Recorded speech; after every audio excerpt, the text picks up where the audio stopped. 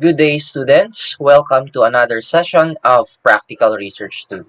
Today, we are going to discuss designing a research used in daily life, and we are about to write your research titles and describe the background of your research.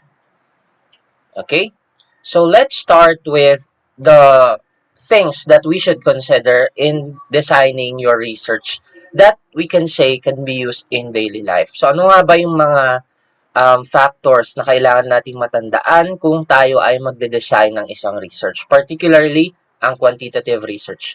So, unahin natin yung column dito sa kaliwa, which talks about the internal factors of that you need to consider in order for you to design a research. First, excuse me. The first factor that you should consider is the interest or experience of the researcher or your experience.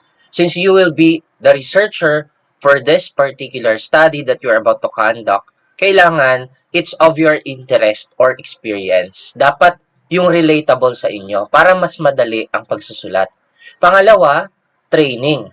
So when we talk about training, this involves your knowledge regarding basic research. That's why, 'di ba? Diniscuss muna natin last semester yung practical research one for you to have a training regarding the process of writing a research so that later on, no, kapag tayo magde-design na ng quantitative research which is for me more challenging than the previous one, then madali na lang sa atin or at least meron na tayong pagbabasehan. Pangatlo sa internal factors, syempre cost, and then pang-apat ay time.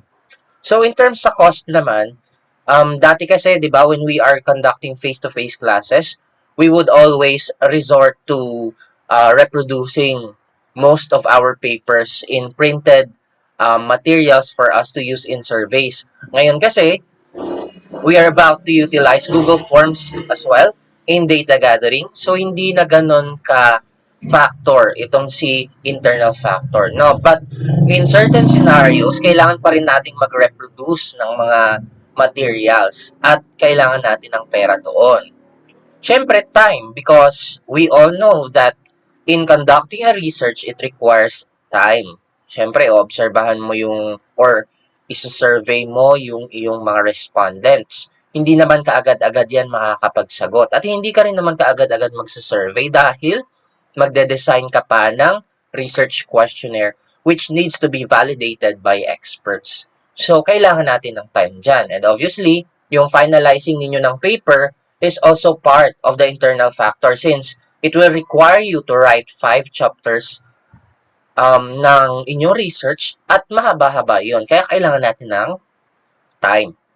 External factors naman tayo. For external factors, obviously, what you need right now is novelty at ayaw natin ng duplication. Hanggat maaari, we must identify different gaps na pwede nating sabihin na, itong research namin ay unique.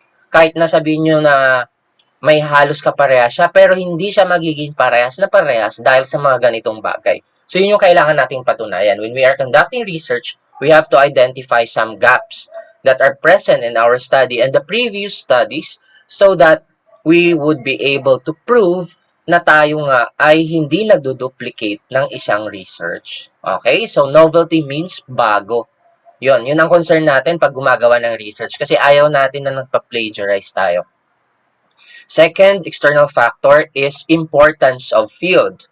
So it's very obvious that what we wanted you to make a research on is about your academic field. Kung kayo ay nasa STEM, so you have to make sure that your topic is intended for the STEM strand alone para naman relatable sa inyo. Kung kayo ay nasa ibang strand gaya ng ABM o kaya ay FBS or CSS, or Humes, make sure na nasa field ninyo at dapat napapatunayan natin yung importance niya sa field. Alright. The third external factor here is availability of data. So, ito sa tingin ko ang pinakamahalaga sa lahat. No? Without data, you will not be able to have a proper research. So, sa simula pa lang ngayon, dapat tignan nyo na sino kaya sa mga kinoconsider naming titles ang pwede naming mahanapan ng marami-raming articles, ng marami-raming journals, ng marami-raming literatures. Meron na bang previous research na halos kaparehas nito o kaya naman ay related dito na pwede naming pagbasihan? That is the thing about researches. In most cases, mapapadali ang trabaho sa pagsusulat ng research dahil maraming available na data. O kaya naman, yung target mo na pag i-interview or isa-survey or bibigyan ng questionnaire ay dapat accessible sa'yo. Kaya nga po, I will encourage you to have your respondents within the Highway Hills Integrated School o kaya naman sa community natin para madali tayong maka-access ng data galing sa kanila. Pang-apat na criteria is choice of method. So dito, I have presented the different research methods last week, no? Doon sa ating research designs. So ngayon, ang gusto natin is ma-utilize ninyo kahit alin sa mga yon. Hindi naman ito pilitan na experimental ka lang, di ba?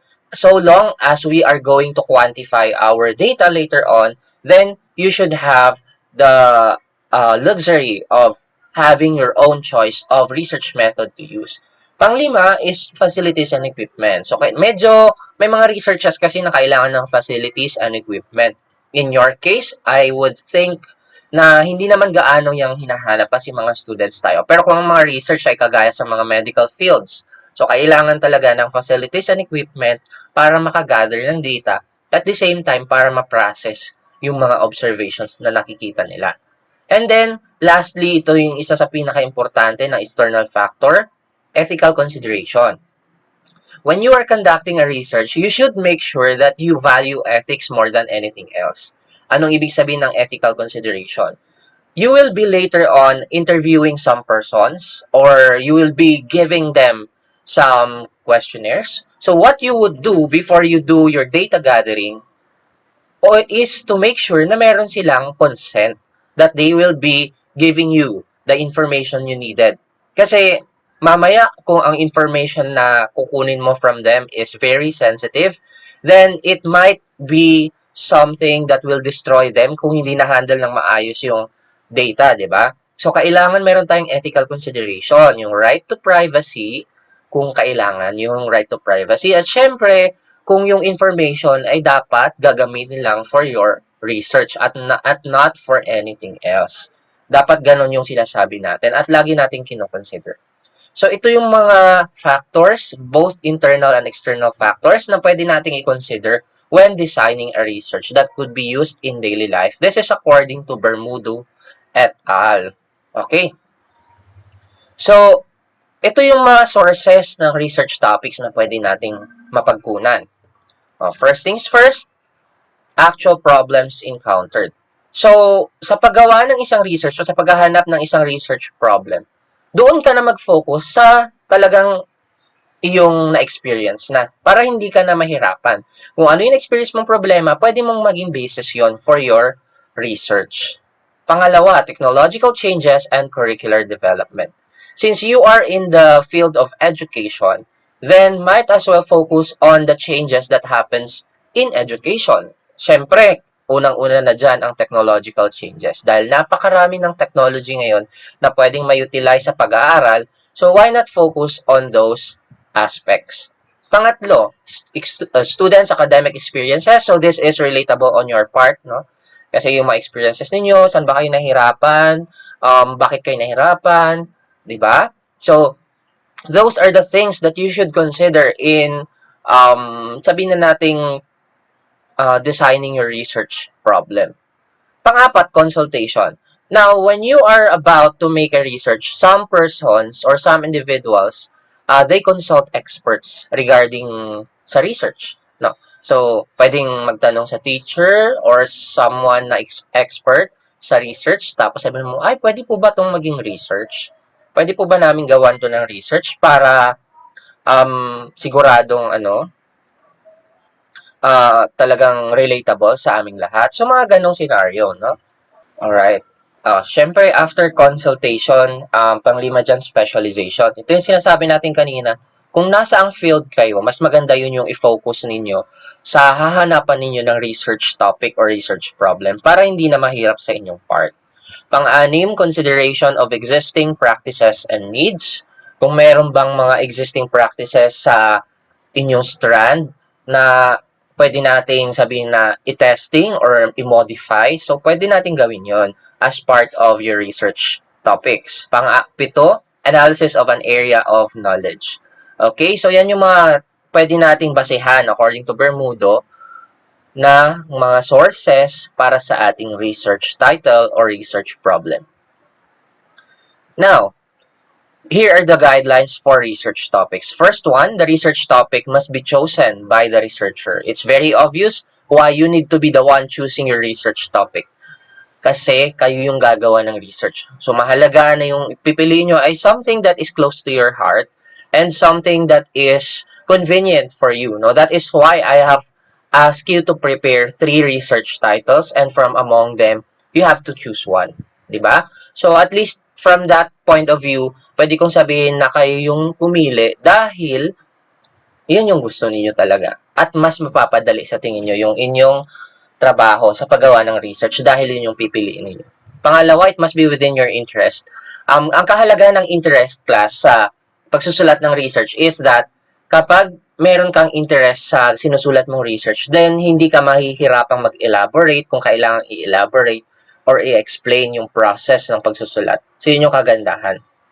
And syempre, ganun din kapag specialization mo yon. Hindi ka na mahirapan kasi forte mo yan eh. And same sa number 4, within your competence and your ability to finance. In this case naman, hindi naman tayo masyadong mag-finance kasi nga sabi ko, we will utilize Google Forms. That's why the reproduction of survey forms will not be a problem to everyone because we are doing this online. Siguro ang finance aspect nito ay pupunta na lang siguro sa data nung sa mga ating mga students na nagde-data pag nagpe-prepare ng internet-related works, di ba? And number 6, it must be researchable and manageable. Ito naman yung pinaka-importante.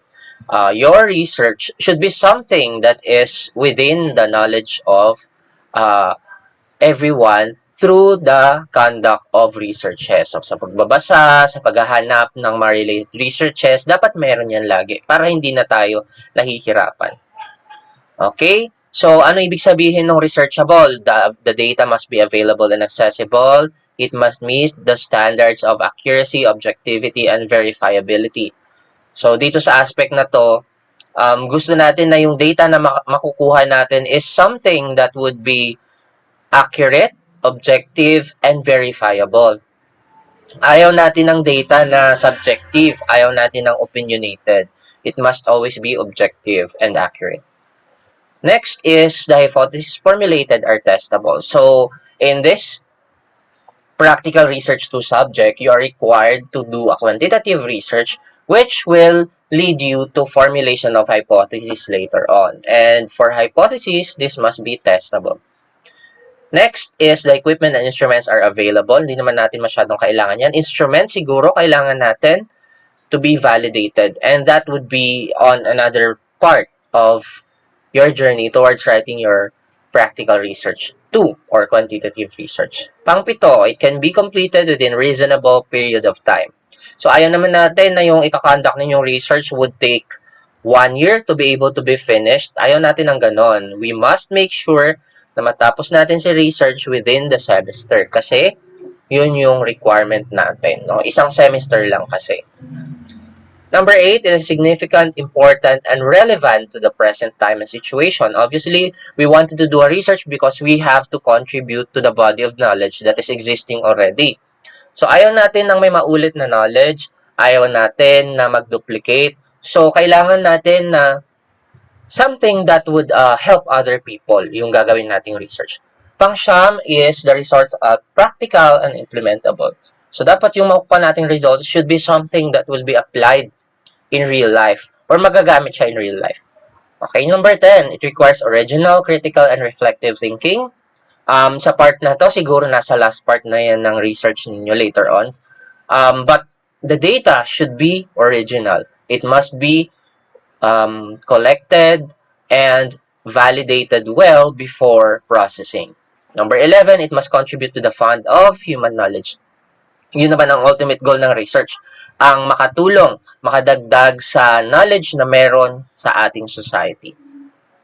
Okay, ito naman yung guidelines for writing the research title. Ito siguro hindi pinapansin ng iba kasi marami ng mga modern ways on how to write a research title. But for me, this is something that everyone should not forget and everyone should take note of because this is something that sabihin na natin ang research title kasi siya yung unang-unang babasahin ng mababasa mo. So kung sa title pa lang ay palpak na, then baka hindi niya nabasahin yung buong research mo. So mahalaga sa title pa lang is something that is catchy to the eyes of everyone right now, no? Kasi marami ng mga nauusong titles ngayon. Okay, number 1.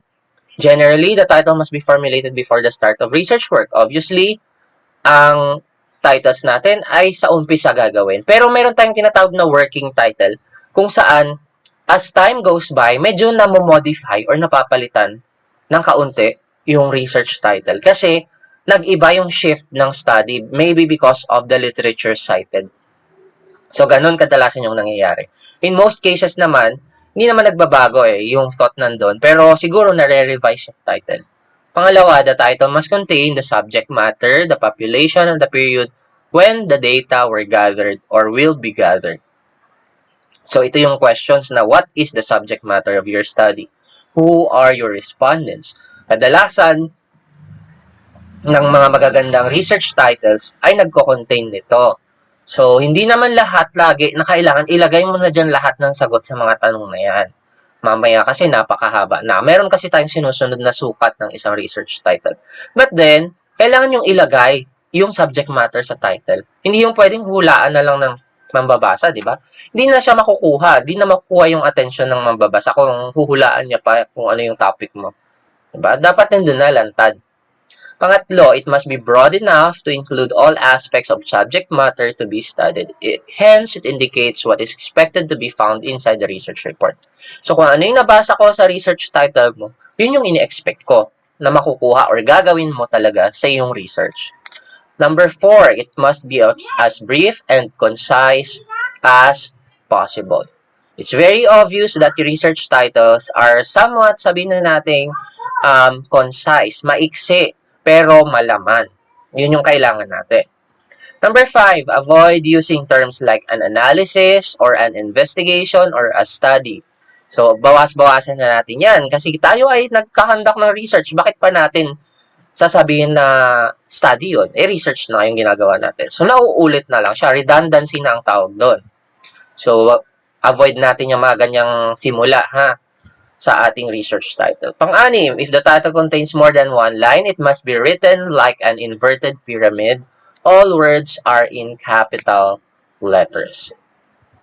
Anong ibig sabihin nun? So, syempre, later on, magsusulat tayo sa isang formal paper. Isusulat natin yung research title natin doon. So, dapat kung more than one line ang iyong research title ay naka-inverted pyramid ang kanyang mga lines. Hindi pwedeng isang word sa taas, dalawang word sa baba, so pabaliktad, pa ganyan. Dapat pa ganito, no? Yung research title. And sabi niya dito, all words are in capital letters. Pag sinabi nating words, no, these are substantial words. Hindi nyo na i-capitalize yung mga tinatawag natin na articles, like yung the, of, and, are, yan, hindi na kasali sa mga capitalized. The rest of the substantial words must be capitalized. Yun yung mga kailangan nating i-capitalize. Okay? Sa research title po yun, ha? Number 7, indicate accurately the subject and scope of the study. So, dito kadalasan, katulad din siya nung kanina, dapat nandiyan na yung subject matter sa title. Hindi ka na pwedeng pahulaan mo pa kung saan gagawin, kung ano yung topic mo, wag na pong ganun. Number 8, avoid abbreviations. So, research titles do not want you to use abbreviations unless i-define mo mismo sa research title yung abbreviation na yun. Okay? Number 9, use words that create a positive impression and stimulate reader interest. Ito naman ay sabihin na natin common sense sa paggawa ng isang title. Ayaw natin ng title na boring basahin, boring pakinggan. Gusto natin yung something that would give us an invitation to read the entire article or the entire research. So, gusto natin yung research title natin yung maganda na agad para nakukuha yung atensyon ng mababasa. Number 10, it must be limited to 10 to 15 substantive words. Again, substantial words do not include articles like the, of, are, and, ano pa ba, to, yan. Hindi nakasali yan sa mga bilang. So, 10 to 15 words to be used in a research title should be enough. Longer than that, hindi na magandang tignan at basahin. Number 11, identify key variables, both dependent and independent. So in most cases, some variables of the study are already stated in the research title, kadalasan, but not always. Some research titles are very good to be read, pero hindi naman nakalantad yung lahat ng variables. So depende yon sa atin. Okay? So sa research background or introduction naman tayo. This is still according to Bermudo. So, ang research background, sinusulat natin yan right after nating ma-formulate ang research title. Ibig sabihin, kung wala tayong research title, hindi tayo makapagsulat ng research background or introduction. So, sa introduction, dyan naman makukuha yung interest sa mambabasa. Kadalasan, naiisip nyo siguro kapag introduction, ito yung pinakamahabang part din ng research sa chapter 1. Kasi, introduce natin. Well, hindi naman mali yun. Hindi rin naman tama na laging mahaba yung introduction. So, may mga guidelines tayo for writing the introduction. But the main purpose of introduction is for you to be able to arouse the interest of your readers and convince them na kailangan interesadong basahin yung research. Ganun lang kasimple. Okay?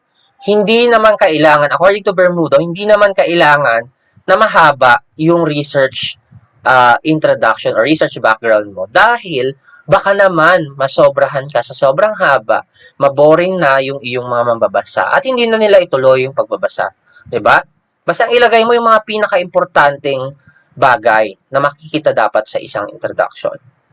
Ito yung next guideline natin na masasabi kong isa sa dapat ninyong tandaan at kadalasan nakakalimutan ng mga students kapag nagsusulat ng research background. Ang iyong research background ay dapat magmula sa global scale. Yan, anong ibig sabihin? Dapat yung first paragraph ay yung pinakamalawak na konsepto kung saan nakapaloob ang research mo. Halimbawa, kung ang research mo ay papatungkol sa marketing strategies ng e-commerce companies. So dahil ang focus ng study mo ay e-commerce company, so it involves technology, why not make a paragraph that involves technology usage in terms of marketing? Diba? So yun, at least broad siya. Okay? And then bawasan mo ng kaunti yung kanyang sakop. O after ng technology, pumunta ka naman mismo sa marketing strategies. Ano-ano ba yung marketing strategies na pwedeng gamitin using the technology that we have in the past and the technology that we have at the moment. Diba? So, pasok ka, magbigay ka ng findings in the global scale, kumuha ka ng simple read in the global scale, tapos pumunta ka sa Pilipinas, kasi nasa Pilipinas tayo, nationally. So, after the global scale, punta ka national scale, or pwedeng local scale. Diba? So, yung scope niya, sa pagsusulat mo ng research background, from the very broad concept, or from the very broad scope, pupunta ka sa national, pupunta ka sa local. So, bumababa siya, inverted pyramid pa rin. Okay? Ganun siya. O, after nun, then, i-define mo na, bakit kailangan mo ba mag-conduct ng research mo? Para saan ba? Bakit importante yung research mo? Bakit may kaparehas na ito na research? Bakit mo pa rin gagawin ito? So, yun yung kailangan masagot sa research introduction. Okay? So, syempre, kailangan mga legal basis, lagay mo na dyan. Halimbawa, kung patungkol sa K-12 yung study mo, say something about K-12 first using the legal basis that we have. Just like yung mga Republic Acts involving K-12. Kung K-12 ba talaga yung topic mo. O kaya naman, kung ang topic mo ay patungkol sa pagbagsak ng performance ng students ng Philippines sa mga international standardized test, di ba? Nababalita yung dati pa, yung tinatawag natin na PISA. So yun, ilagay mo doon yung basis kung bakit nagkakandak ng PISA, para saan si PISA, di ba? Yun yung basis natin. Okay, and then obviously we wanted to link the situation to the existing body of knowledge that we have. So, you have to link. Bakit kailangan mo gawin yung study mo? Meron naman ng ganito ha. Bakit mo gagawin pa itong study na to? Okay? And then, you have to state the contribution. Ano yung mga expected contributions na mabibigay ng study mo? Ibigay mo na yan dito pa lang sa research introduction. And obviously, we wanted to have a clinching statement that will relate the introduction with the proposed research problem. So, after mo magsulat ng napakaraming paragraphs about sa research title mo, ngayon, mayroon ka dapat isang paragraph na magko-connect sa lahat ng sinulat mo na yon papunta doon sa mismong research problem na meron ka. Okay, ito na yung existing. So, ito yung na-identify ko na gaps, kaya gagawin ko tong research na to. Okay? So, halimbawa, maggagawa ka ng study about, sabihin na nating study habits ng mga students ng STEM sa Highway Hills Integrated School. Kung ganun yung research title mo, may nakita ka ng research, let's say, na conduct sa Canada about study habits din ng students doon sa STEM. So, ang gagawin mo is, i-connect mo yon. Nagkaroon na ng study sa Canada, pero wala pang ganong study dito sa Highway Hills Integrated School. So, gagawin ko siya kasi gusto ko ma-verify yung findings ng studies doon sa ibang bansa kung totoo din ba siya dito sa atin sa Highway Hills Integrated School. Parang ganun yung mga clinching statements. Kailangan i-connect mo yung dots na nagawa mo from the start of the paragraphs ng iyong research background papunta mismo sa dulong paragraph which is your clinching statement. Okay?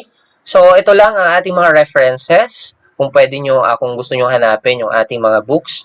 And if you have questions, do not hesitate to send the question right away to our GC after you have finished watching this video.